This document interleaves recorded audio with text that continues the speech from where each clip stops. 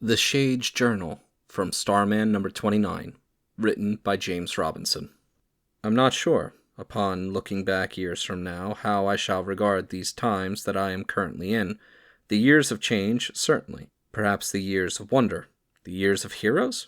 Yes, maybe that too. As I present the events that have occurred, I will restate things I may already have commented on, to further clarify them in my mind, and to any who may read these words. I hope it makes the events I am about to comment upon all the clearer to understand. I am the Shade. I am an immortal. I was a villain, and to many I am perceived as still being one, and I am a citizen of Opal City, my home for many decades and the place I love deeply. I became immortal in the first part of the 19th century in the docklands of old London town. The origin is something I'll refrain from speaking of here, as it is a moment in my life I do well not to dwell upon. Perhaps I may one day reveal how I became what I am. Perhaps, but not this day. In the latter part of that century, I ventured to America and visited there often. Before too long, I decided to settle in this young land and chose Opal City as my home. Here I never commit crime. Here I am a solid citizen. It has always been this way. It always will. But abroad from Opal I've been a rogue. There have been 3 flashes of note, and the first 2 were my foes. And oh, how I enjoyed the games of bait and chase we played. But I saw a change in the times. I saw a change in its heroes and villains, and I decided that my time as a rogue should end. I decided to retire to Opal, to tend my flowers and write and promenade, enjoying the bracing Opal winds, sweet with the smell of jasmine and coriander. These would be my quiet times, I thought. Funny how things work out. Opal City, by the way, has oftentimes been called a most singular place, a place of streamlined spires and elegant Art Deco moldings, timeless yet of a time gone by. It is a home for many who take such pride in where they live that they ardently preserve its look and feel, ensuring new buildings are built with a nod to the old. And within this city of old attire is a place older still. The Alleys, a crisscross maze of Victorian structures, resides in the heart of the Deco wonder that surrounds it. It is the ancient heart of the city, the place whence Opal sprang and grew around. Opal City had a champion, Ted Knight, who since the 1940s defended this place from evil. He wore a costume of red and green and had an alias that, in this city, at least, inspired awe and regard from everyone. That name was Starman. In the 1940s, Ted Knight, a wealthy playboy and amateur astronomer and scientist, discovered the means to draw energy from the stars. This energy he stored in a device he initially called a gravity rod, later cosmic rod. The rod gave Starman the ability to fly. It could fire energy blasts and was a blinding light source when needed.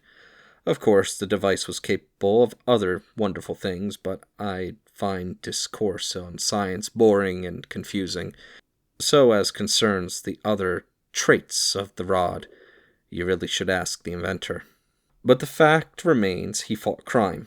Even as the 1960s became the 70s and then the 80s, Ted fought on, though less often and with less ardor. It was then he passed the mantle to his eldest son, David. David had a noble heart and an earnest wish to follow where his father walked, or flew, and glowed as the case may be. He donned the red and green and went forth. He had 1 or 2 minor successes. Then he was shot dead by Kyle. Kyle was the son of the Mist, Ted Knight's arch foe from times past. The Mist's memory was failing, and he intended one last glorious romp before dementia took hold. The murder of David was just the start of a crime wave that the Mist, Kyle, and Mist's daughter, Nash, would commit. Nash seemed shy, nervous, and insecure, the one who seemed to most doubt the validity of her father's actions. In light of that, it is sadly ironic how things unfolded. With David dead, there seemed no one able to take on the mantle of Starman. Ted was injured in an explosion, and the only other candidate was an unlikely one, Jack Knight, Ted's younger son. He is a young man with a love of things past. He also has a dealer's soul and will trade and barter these past treasures with zeal. He is a man of tattoos and Hawaiian shirts and 1950s haircuts. His home is a place of kitsch and cool, of bakelite and formica. His loves are Jerry Lewis and Ears with Fins, and films made by a gentleman named Sam Fuller. And woe betide the fool who claimed that The Seven Samurai was a better movie than The Magnificent Seven, for Jack has been known to engage in arguments about topics such as this long into the wee hours in the alley's many bars and coffee shops. But there was little of the hero about Jack. Rather, he seemed to hold his father's past as much in contempt as David had held it in reverence. But through fate, and the fact that despite it all, he was the son of his father, little by little, Jack took up the mantle. Little by little, he became Starman. Not the Starman his father had been, no. Firstly, Jack lacked a costume.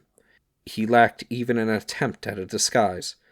But from somewhere came bravery and commitment, and that was the important part of the Knight legacy after all. In any event, things went from bad to dire. Kyle gained one of Ted Knight's cosmic devices and became a murderous version of the hero. I appeared at first to have allied myself with the Mist. In fact, I was learning his secrets prior to leading the O'Dares on an assault of the Mist's hideout, while Jack Knight fought Kyle in a cosmic duel in the sky. Kyle was killed. The Mist and Nash were captured. By then the Mist's mind had gone, and so, in another way, had his daughter's. Gone was the shy mouse of a girl. Instead, she was a brash thing full of sparks and hate for Jack and all things Knight. So ended Jack's first foray. Oh yes, the O'Dares. I mention them without first stating who they are or how they fit into the tangle that is life now in Opal. In Ted Knight's time, he had a sidekick on occasion, a brave young beat cop called Billy O'Dare. There has been an O'Dare on the Opal City Police Force since the 1860s, when the first of the clan arrived from Ireland and settled here. In the present, the O'Dare name is represented by Billy O'Dare's 5 children, all police themselves. Clarence O'Dare is the eldest.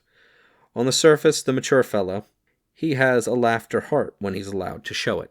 Matt O'Dare, he of the cigarettes, long hair, and mustache, is a strange, aloof rogue, mired in corruption.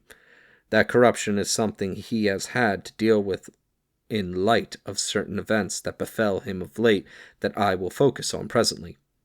Barry O'Dare is a self-centered womanizer who cares little for his family's tradition. Hope O'Dare is the sole female. She is quick-witted and equally quick-tempered, acrobatic, resourceful, and eager to prove herself her brother's equal. Mason O'Dare is the only O'Dare still to retain the uniform of an Opal City beat cop, still to the point of being mute. He is prone to feats of death-defying risk in the course of detaining a felon. Despite their differences and quirks and singularities, they all helped Jack on that first night, the night he killed Kyle and became Starman. Things were never the same after that. Jack went on a buying tour of Turk County, the Gothic prairie lands that surround much of the city. There he found a circus run by a man named Bliss. In the freak show, Jack encountered a blue alien. This, he would learn later, was Michael Thomas, who, years earlier, when defending Earth against his own invading race, had taken the name of Starman. Jack freed Michael from Bliss's thrall, but not before learning that Bliss was a demon incubus, fighting Bliss in savage combat. It was while he was at the circus that he bumped into a young lady, Sadie Falk, who rudely recriminated Jack for his clumsiness. Later back in Opal, Jack encountered Solomon Grundy, the once evil swamp creature who was reborn from the foul depths of this bog, a little altered each time he is vanquished. The incarnation Jack encountered was a childlike, gentle soul whom Jack ultimately befriended. Both Grundy and Michael were given to the long-suffering Ted to look after. Oh, how he must have longed for the olden times when a younger Jack would merely bring home stray puppies and kittens. Then came a crime wave reminiscent of the kind that the Mist would have unleashed on the city. It was only fitting, as the robberies and murders were the work of Nash, recently escaped from prison, who had assumed the name and powers of her father. This new Mist would orchestrate attacks on Jack, Ted, Michael, and Grundy. The O'Dares, too, got caught up in the madness and in their effort to preserve the law on the most lawless of days. Ultimately, the Mist saw her plan as an opening joust.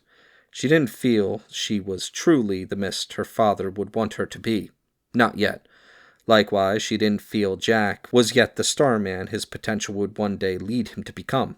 For this reason, Nash told Jack that this was merely the first of many encounters, all honing the pair of them a little at a time for the day when Jack would be worthy of killing.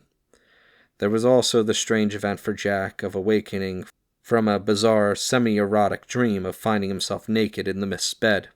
What befell him while he slept is still an unexplained element to that exploit. It was also of note that the Mist's one goal during the crime wave was to kill the men who had been present during the original Mist's first crime wave back in the 1940s, in order that Nash recover her father's Victoria Cross won in World War I. She failed, however, so it is interesting that although her first assault was a success in many ways, she deemed it a failure. In any case, as Jack ran a gauntlet of Nash's devising, Ted defeated Dr. Phosphorus, one of Nash's agents. Michael and Grundy were beaten and tortured. It was only as Grundy lay moments from death by fire that Michael activated the star gem welded into his flesh to destroy the place they were held, the whole top floor of the Chandler building. It was one of Opal's more notable structures. And so the new Mist's first foray ended. Then came afterwards, Ted revealed how he felt about Grundy's prior incarnation killing Skyman, an old Golden Age hero. The pain of Ted's recrimination led to Grundy vanishing, and he has yet to be found. Matt had been visited by a vision and learned that he was the reincarnation of Brian Savage, Scalp Hunter. A Western gunfighter from the 1880s had been the law in Opal City. He was my friend then, and so I feel some small degree of kinship for Matt O'Dare in the present. The vision of his past life was enough that Matt decided to mend his ways, and I have decided to help him in this task should he call upon my talents. At the same time, Jack saw a fortune-teller, Charity, whom he had first met before while fleeing Kyle. At Charity's shop, Jack re-encountered Sadie Falk, who, again, rudely brushed young Jack aside. Clarence O'Dare was given the job of liaison to Jack and any other superheroes Opal might yet encounter. I had made the acquaintance of the O'Dares curing Nash's citywide assault, and now recruited them to find Merritt, an immortal who used a poster as a gateway to hell through which innocence might be snatched by the demon who had given Merritt his everlasting life. We located Merritt's stronghold and attacked. Merritt opened the poster gateway, and Matt O'Dare was pulled inside. In a moment of folly, that some might insult me by calling heroism, I threw myself into the poster also in an effort to save him. At this time, Jack, hoping to prove himself better than Nash, had realized that the original Mist had one adventure prior to his time in Opal City, and so ventured to Manhattan to find the hero who had fought the Mist then. This was Wesley Dodds, the original Sandman. Jack, Wesley, and Wesley's love, Dion Belmont, teamed up to stop a series of crimes taking place in New York. Returning to Opal, Jack presented the original Mist with his long-lost medal and then became embroiled in the O'Dare's hunt for and a means to get into the poster and rescue Matt and myself. This led to an epic fight in the police precinct where the map was stored. Jack dived into the poster himself. Jack, Matt, and I, by all of us acting selflessly, managed to defeat the demon and regain not only our own souls, but the souls of all the others that had been snatched since the demon and Merritt first struck their bargains. Then came Christmas. And then came now. So there we have it. Jack as a hero in his singular city with his mad Irish team of police helpers. Ted spends his time studying the cosmic energy he has managed to harness, while also hunting for Grundy, whose disappearance he feels responsible for. And Michael, once a mute enigma, is now talking and lucid, but with no memory. Still a mystery, albeit a more eloquent one. Jack also hinted once that he meets with his dead brother in some dreamlike place that might be heaven, and might not. While I pressed him on this matter, he refused to say more, except that he had met his brother twice, and at David's suggestion, these talks would be an annual event. As I said, these are interesting times indeed. Why, even today I've heard talk of a villain from Starman's past. Bobo Benetti returns to the city. What are his aims? No one knows. Perhaps he intends a peaceful life. Perhaps he intends bank robbery in times gone his crime of choice. It remains to be seen.